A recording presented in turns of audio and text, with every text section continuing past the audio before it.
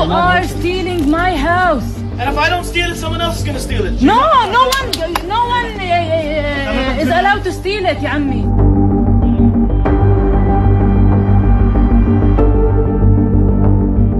Jacob, you know this is not your house. Yes, but if I go, you don't go back. So what's the problem? Why are you yelling at me? I didn't do this. I didn't do this. But it's easy to yell at me, but I didn't do this. You are stealing my house. The man said, if I don't take your house, someone else will. Looked her straight in the face, and with a straight face, and said, I'm taking this from you. And when she, I guess, touched his sensibilities, he said, I'm not doing this. I'm not doing this. I guess meaning that his government said it's okay. They act like they forgot how quickly 60 years has passed since Jewish people were rounded up and kicked from their homes. 4 months ago, that must have been a long time ago too, because just 4 months ago, Jewish people were kicked off a settlement by their own government. There was outcry from other Jewish people over that. Meanwhile, other Jewish people have no problem kicking Palestinians out of their homes. Several hundred Jewish settlers and supporters of an illegal outpost in the occupied West Bank have held a rally protesting against the Israeli government's relocation plans. The outpost, called Amona, has to be evacuated by December the 25th, according to the Israeli Supreme Court. The fate of the outpost, where around 400 Israelis live, has become a major issue in Israeli politics. If this right-wing Likud government can't organise and make seder, make an order in Judea and Samaria where Jews have a right to live, then they have no right to actually govern this country. Ali Kashad, part of a tribe called the Taisha tribe, goat herders, or what people would falsely classify as a primitive tribe. His people historically targeted, slaughtered, forced out. Ali joins a militia, rises to power, and commenced to commit acts of ethnic cleansing against others in the Sudan, and even crimes against his own tribe's people. And here he is here about to be tried for war crimes, and this is going on right now. They're probably going to kill this man. The old saying, an eye for an eye, a tooth for a tooth. We all know that old saying. But the two examples I gave are why the other old saying, that an eye for an eye leaves everybody blind, is not just an old saying. Now, when I do my let's all hold hands thing, I've got all kinds of rebellion against it.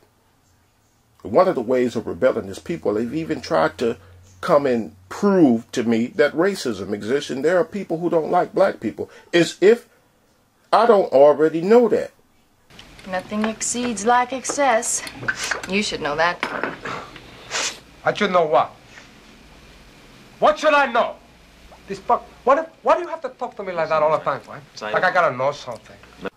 It's like people who come try to prove that to me don't even consider that I believe in what I believe in is because I'm very well aware of the social condition in the people. Another thing that I'm very well aware of is what governments fear the most, and no matter which government it is either.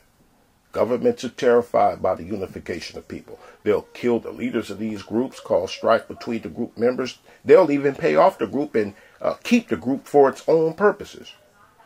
Launch propaganda campaigns against people coming together and all kinds of other things that governments do. I've seen governments that have more of a fear of a united citizenry than they did for a foreign military. Now, I know that at least a few people that's going to hear this video have seen the blue-eyed, brown-eyed experiment.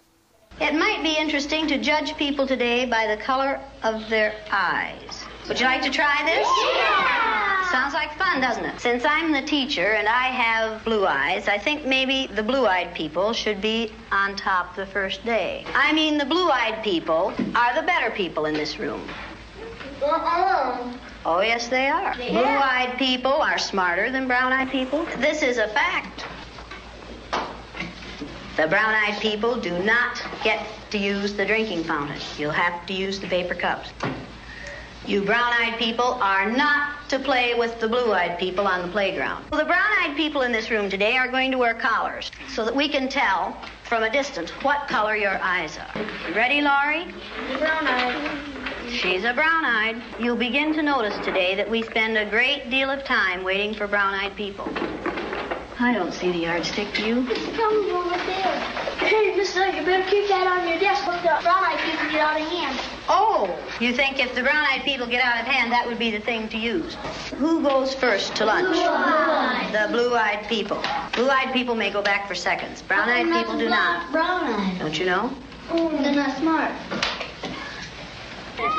Just forbid a few kids and watch the other kids react.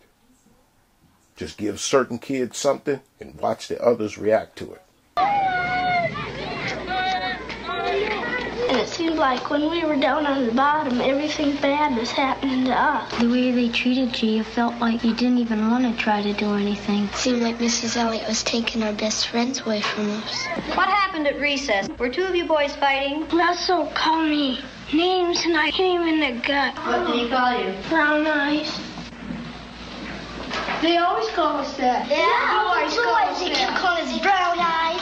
What's wrong with being called brown-eyed? It means that we're stupider. I watched what had been marvelous, cooperative, wonderful, thoughtful children turn into nasty, vicious, discriminating little third graders in a space of 15 minutes. We think that we were wiser than children who are too young to see the play one against one another. We think that. But the reality is we're not. Or at least we're not demonstrating that we're wiser.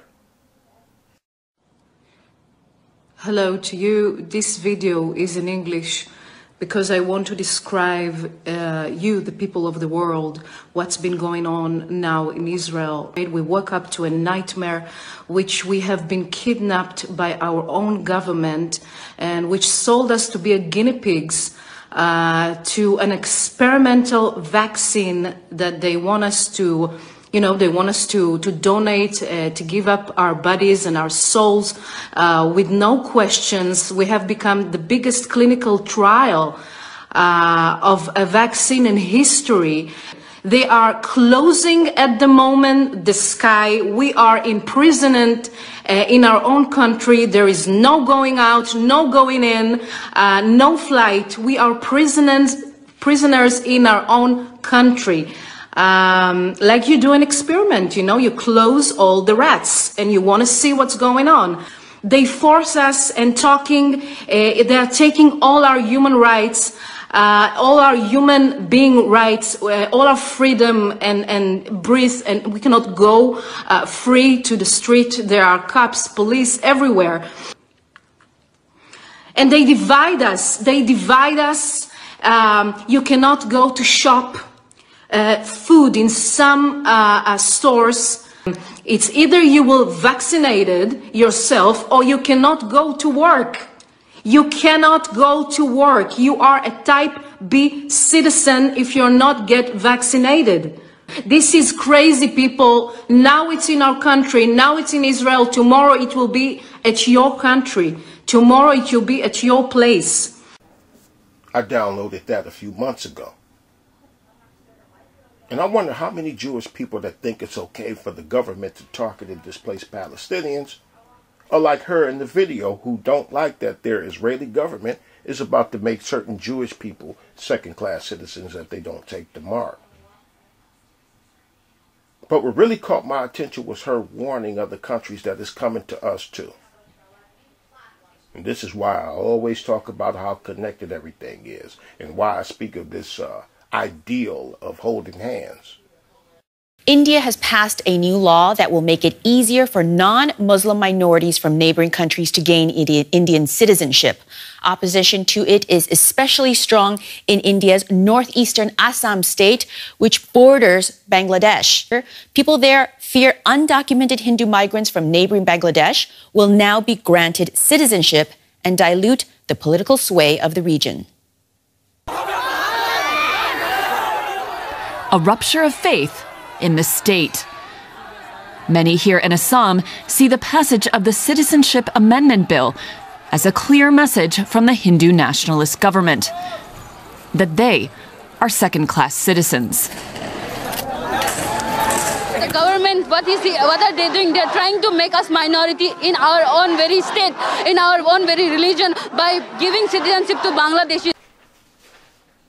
In India, Africans have been the targets of extreme aggression over there. Meanwhile, dark-skinned Indians are discriminated against by the lighter-complected ones. Then they look up one day and see that their government has decided that all of them are equally worthless. While the old suggestion to not become what you hate is not just an old suggestion. Critical race theory. There's a lot of controversy surrounding this. A lot of people are very angry about this being mandated in some schools. But I wonder if the angry people remember 2011, 2012, when the Tea Party wanted slavery and the other atrocities committed by the United States removed from the school curriculums. And look now, an eye for an eye with the critical race theory. And some people are even under the false impression that the critical race theory is a good idea. But me, I say no. One reason being is that all that's going to do is cause another struggle among different groups. And this commentary wasn't about racism or classism or gender clashes or none of that.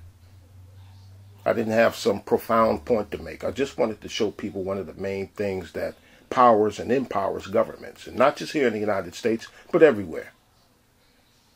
Pretty much all politics is what one group wants over the other one. Meanwhile, what we want is the same thing that other groups did that was wrong. And these people who runs these governments got to be sitting back laughing their asses off at us.